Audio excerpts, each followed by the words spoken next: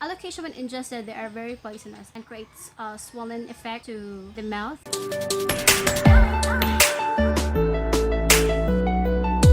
So hello guys, welcome back to my channel. So for today's video, we are going to talk about our Alocasia care tips in the northern part of Cebu here in the Philippines. Oh my god!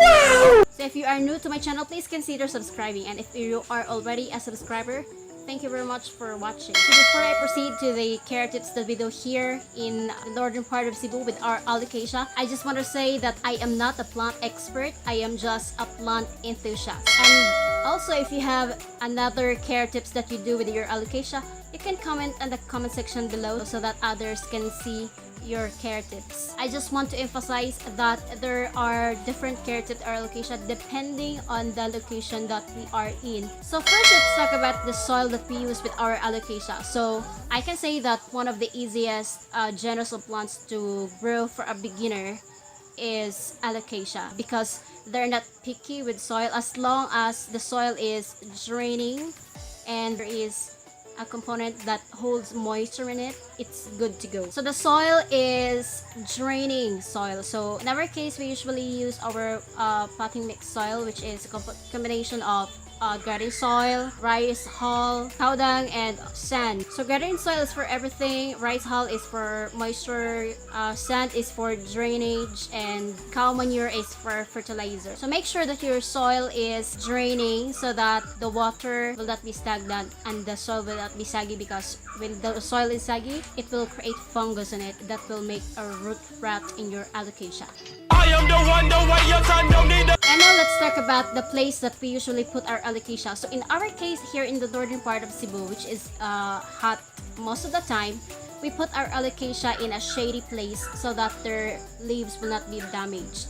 So all of them should be in a shady place, but there is in direct sunlight on it, because in our experience, if we put our Alocasia in a direct sunlight, the leaves become damaged and will create some yellow spots like that. So that's why we put them in a shady place. So especially in this type of Alocasia mycorrhiza, this is very sensitive in sunlight, so that's why you put this one in a very shady place. So for the water, Alocasia loves water. So if you are going to water your Alocasia, make sure that there is enough water in it. So enough water is good for Alocasia. So make sure when you are watering them again, you need to touch your finger onto the soil, like 1 or 2 inches from above.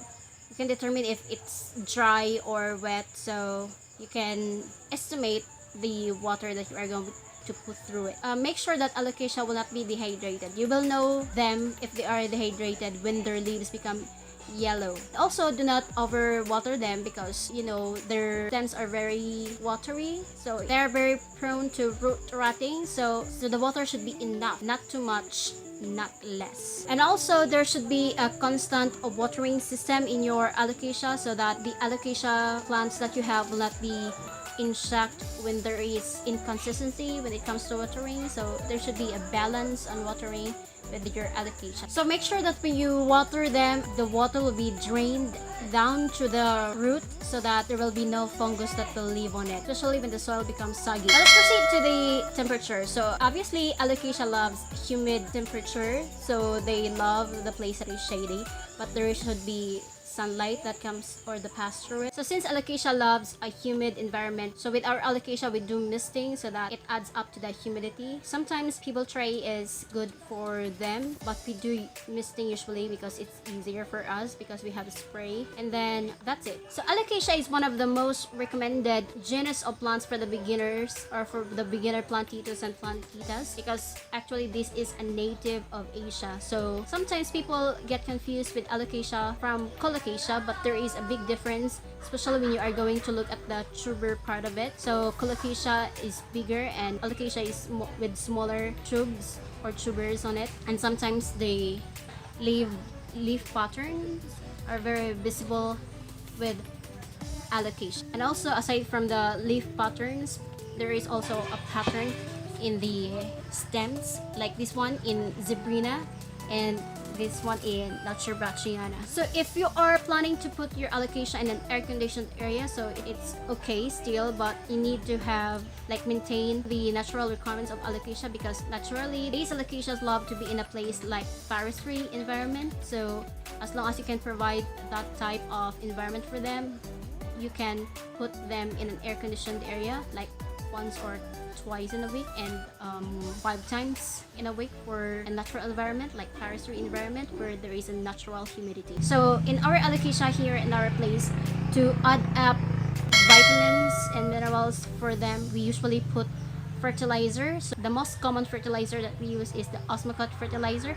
Sometimes we use Siam, or this is a fertilizer for orchid, but you can also use this one for any other ornamental plants. So this is a water dissolving fertilizer, which is very good to handle and also very easy to manage, but I like osmocote. So here in our house we have 11 varieties of alocasia. So I just want to name them for you if I can, but if I can't, then I let it be. So we have here Alocasia Green Shield, Alocasia Sterophylla, Alocasia, this is Alocasia mycorrhiza variegata, Alocasia Black Velvet, it's very nice, it has thick leaves on, Alocasia cucullata, Surprise, motherfucker. Alocasia Green Velvet, Alocasia Zebrina, Alocasia Puli.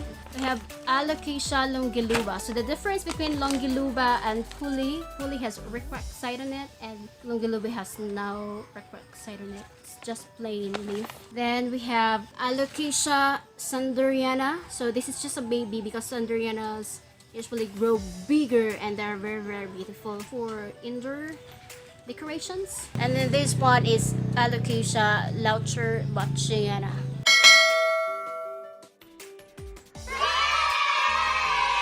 Oh, another reminder by the way, so if you have alocasia in your house, so make sure your children and pets will be away from it, because you know alocasia when ingested, they are very poisonous and creates a swollen effect to the mouth. So I think that ends up my video for today. So I hope you get something from our care tips with our alocasia. So if you do have another care tips, you can comment in the comment section below. So for now, that's it for you guys. So thank you very much for watching, and see you in my next vlog. Bye!